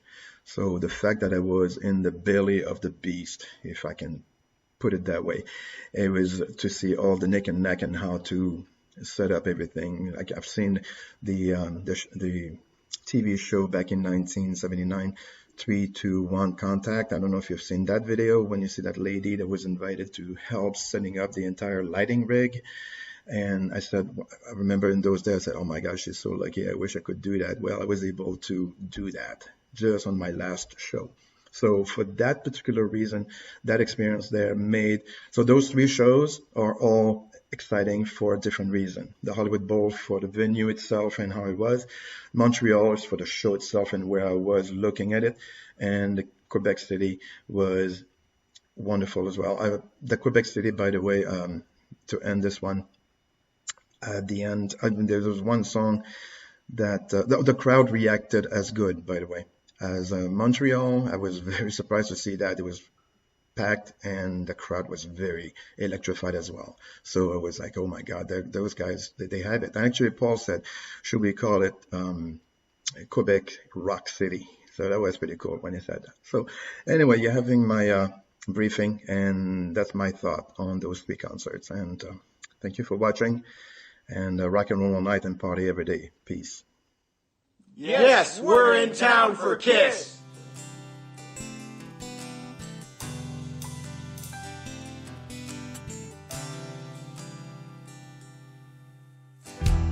Many roads that we have traveled brought us here to where we are. Many trials and tribulations. I never thought we'd get this far. So give me one last kiss before I go. We rock and roll all night into the final show. So give me one last kiss before I go. It's hard to say goodbye, but it's the end of the road.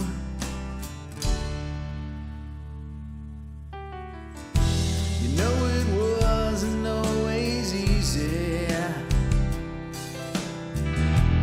On this mountain we would climb, you and I together, to the finish line.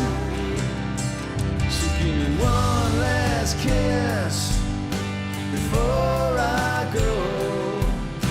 We rock and roll all night until the final show. So give me one last kiss, before I go. It's hard to say goodbye, but it's the end of the road to the final show.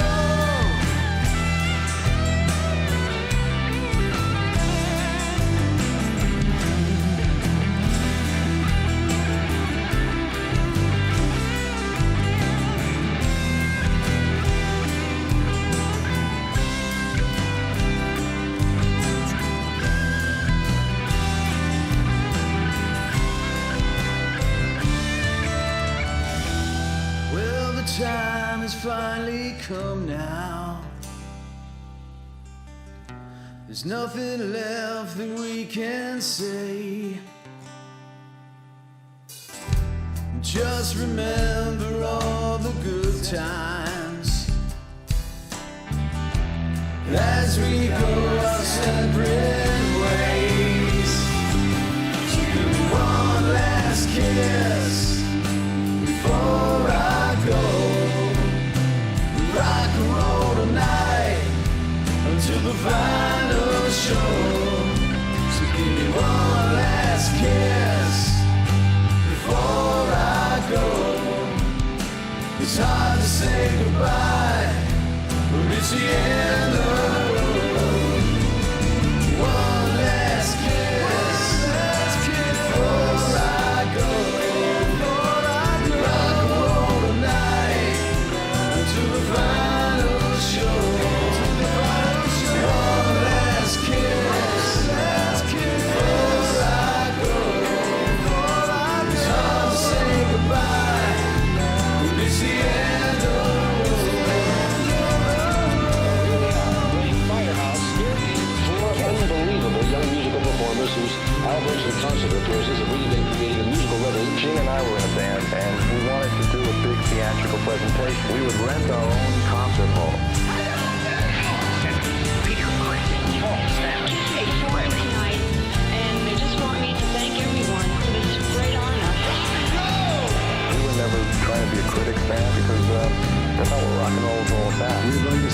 without their makeup for the very first time. Viva